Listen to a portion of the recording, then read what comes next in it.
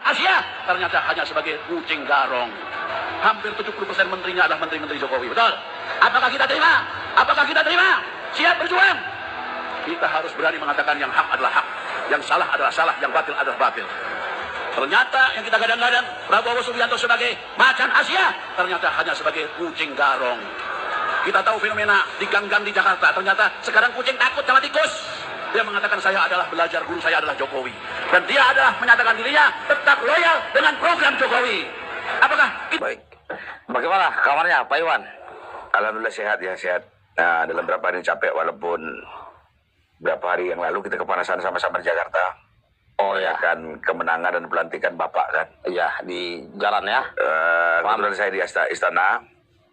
Jadi cukup panas. Cukup panas ya.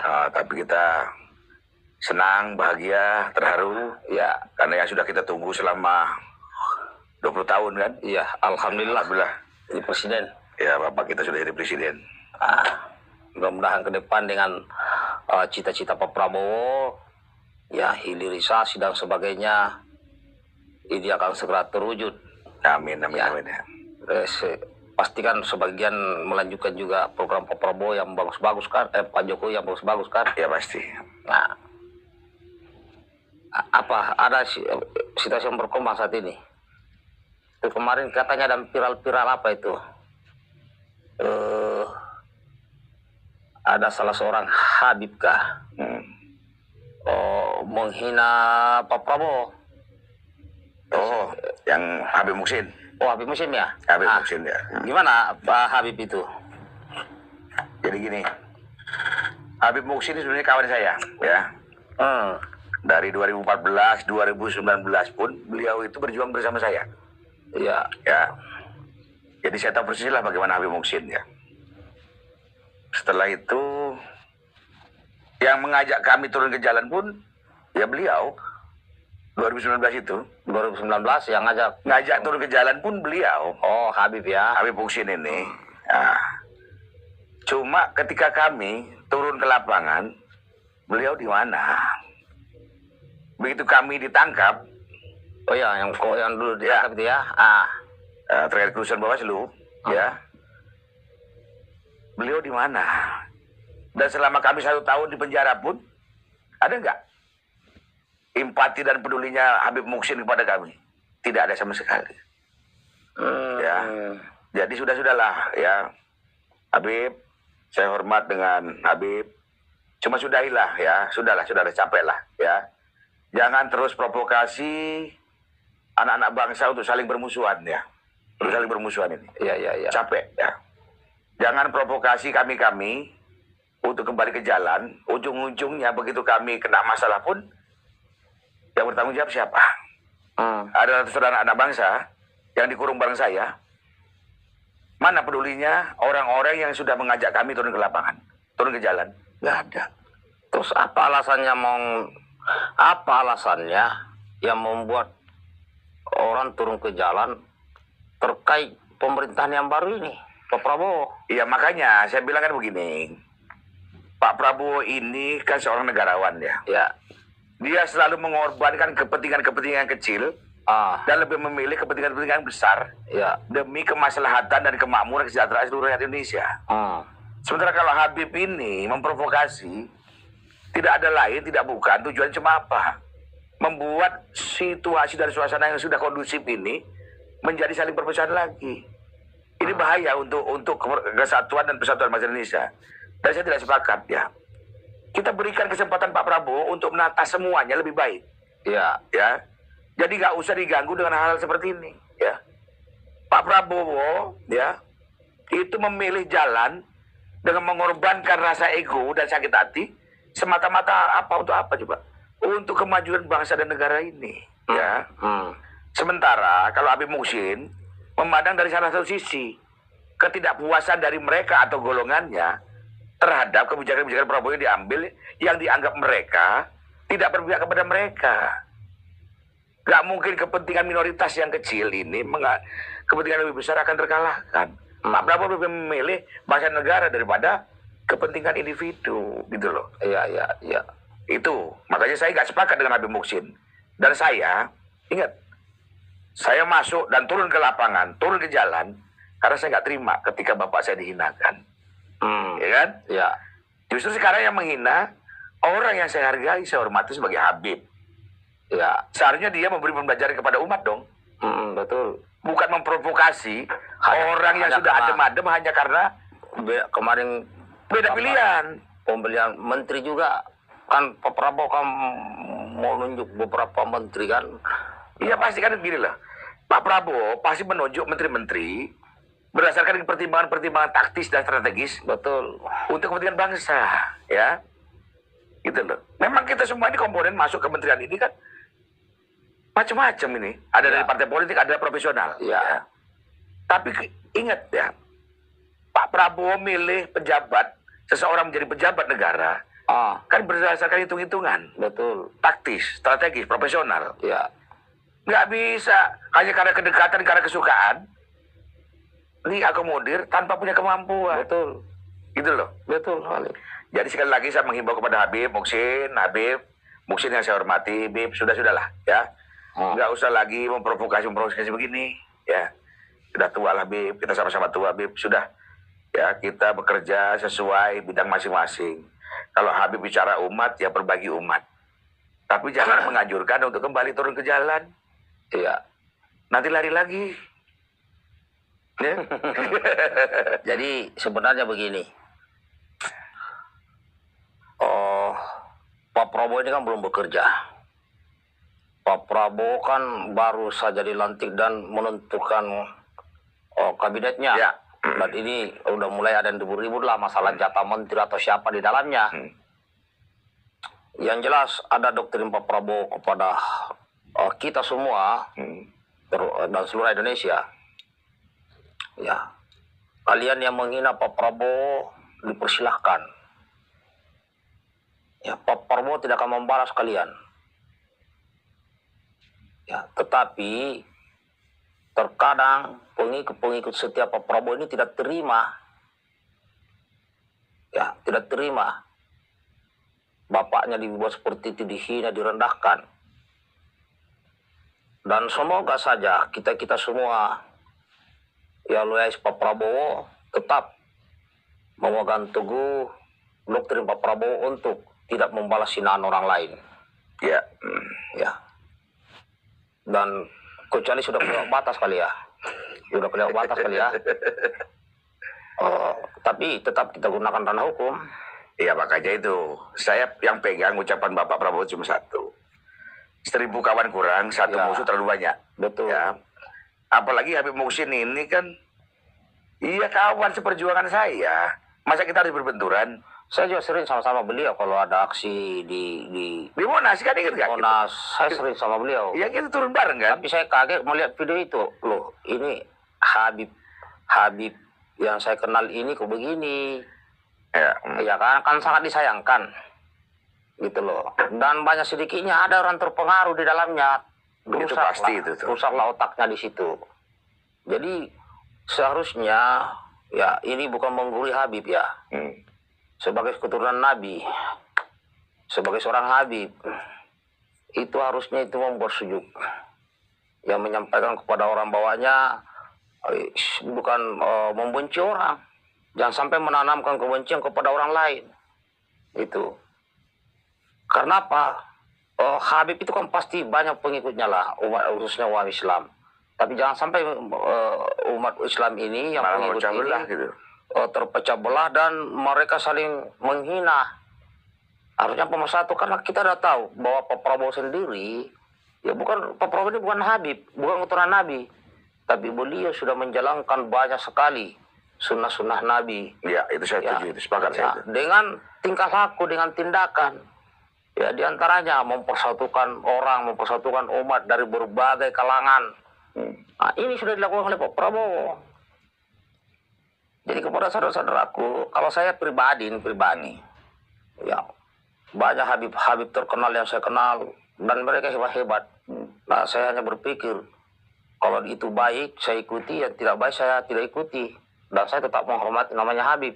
Ya, cuma sangat disayangkan kalau ada seorang Habib yang menanamkan kebencian kepada umat untuk orang lain. Nah, seperti itu. Ya. Ya makanya saya sepakat dalam arti begini nih. Kita menghargai dan menghormati Habib ya, terutama Habib Muhsin ini.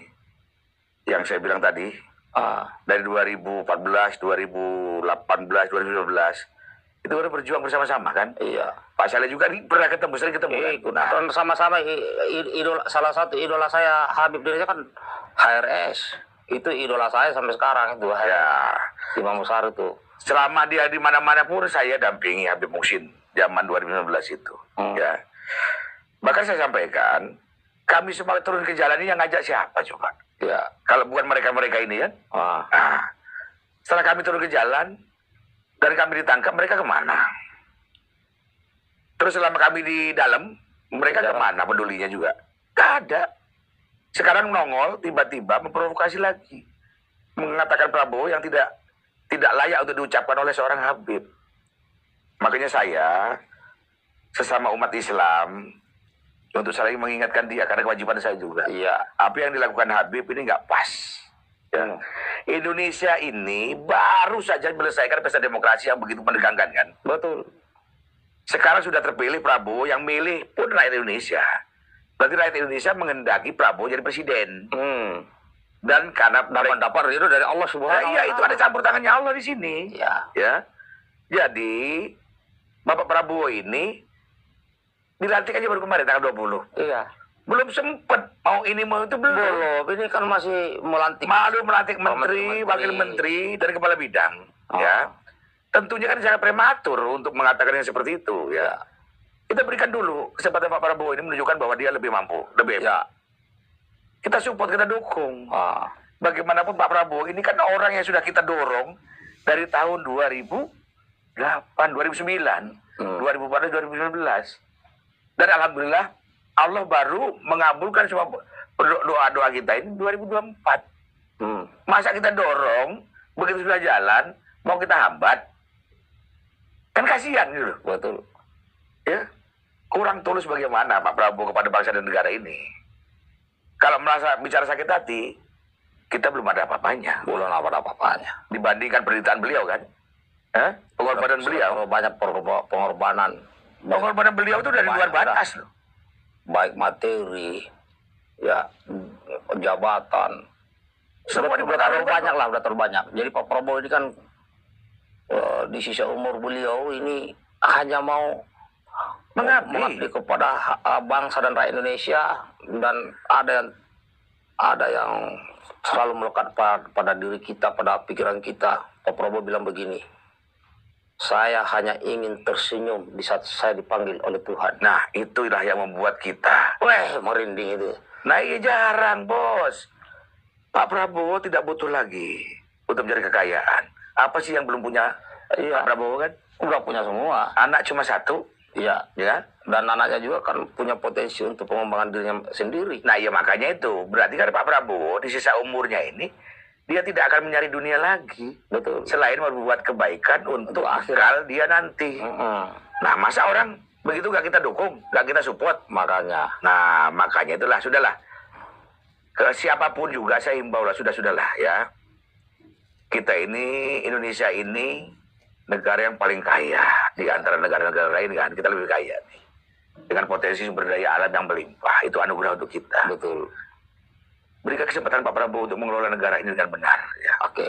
Nah, mungkin satu lagi, ya kita sudah mengikuti Pak Prabowo, dan sekarang, apalagi sekarang ada lembaga baru yang setingkat menteri, itu terkait Badan Pengendalian Pembangunan dan Investasi Khusus. Di sini saya hanya mau berpesan ya kepada seluruh pejabat di negeri ini yang gajinya dari rakyat, baik dari pemerintah pusat, ya, provinsi, kabupaten, termasuk DPR RI, siapapun kalian, jangan sekali-sekali kalian bermain dengan dana APBN. Kalian pasti ketangkap. Ingat itu. Kalau kalian lakukan itu, maka penjara akan penuh di negeri ini, yaitu koruptor. Kalau bisa saya sarankan itu siapkan satu pulau khusus untuk koruptor.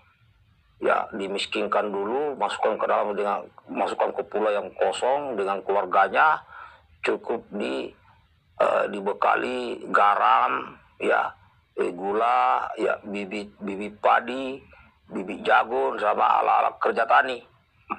Ya kan? Kerjalah kau di situ. Jadi itu namanya Pulau Koruptor Republik Indonesia. Makanya saya sampaikan juga, itu yang dimaksud Pak Saleh kan badan baru kan, badan setingkat menteri yang melakukan pengawasan dan memberi masukan-masukan kepada Presiden tentang pelaksanaan pembangunan yang ada di Indonesia.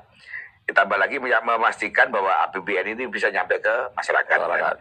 Yang terakhir, diberikan hak imun untuk melakukan investigasi bila ditemukan penyelewengan. Ya. Itu sangat cocok sekali. Itu bisa menggunakan semua perangkat negara, alat negara untuk melaksanakan investigasi. Berarti kita sudah wajib juga mendukung Pak Aris kan? Pak Aris kan ini senior kita. Nah, itu yang terhormat sekali. Tidak sembarang itu. Pak Prabowo menunjuk sebagai pengendali, tidak sembarang. Iya, pasti makanya orang yang sudah sangat dikenal lama dan kinerjanya yang sudah sangat bagus. Kenapa? Ini adalah mata telinga Pak Prabowo yang langsung eksekusi yang sangat dipercaya. Ya salah satunya ya Pak Aris yang sangat dipercaya. Ya makanya itu tadi. Kami selalu dan bangga bahwa Pak Prabowo juga kan masih banyak ya punya anak bangsa yang memang bisa diajak bekerja sama dengan maksimal dalam melakukan pengawasan ya. Oke. Itu saja sementara ya kepada Habib Muhsin yang saya hormati, yang saya cintai dan saya banggakan, berhentilah menghina Pak Prabowo maupun yang lain, tapi ajaklah umat untuk tidak membenci siapapun. Itu saja permintaan dari kami. Ya, Beb, salam hormat Beb ya. Assalamualaikum. Waalaikumsalam. Demikianlah ya apa yang telah sampai ya ke telinga pendukung Prabowo ya, jadi saya anjurkan kepada semua habaib, berhati-hatilah dalam berkata-kata, jangan disamakan di masanya Bapak Jokowi ya. Kemudian yang kedua, pada yang biasa korup ya, yang menjadi koruptor, awas ya, nanti akan ada pulau koruptor. Telah kita ikuti bersama tadi. Awas, hati-hati jangan sampai ada penyelewengan dari dana APBN. Supaya kita tidak berurusan ya di dunia dan akhirat. Ya. Jadilah orang yang amanah, jadilah orang yang bertakwa, dan jadilah orang yang taat kepada Allah, kepada Rasulullah, juga kepada pemerintah. Sekian, semoga kita mendapat hidayah. Wassalamualaikum warahmatullahi wabarakatuh.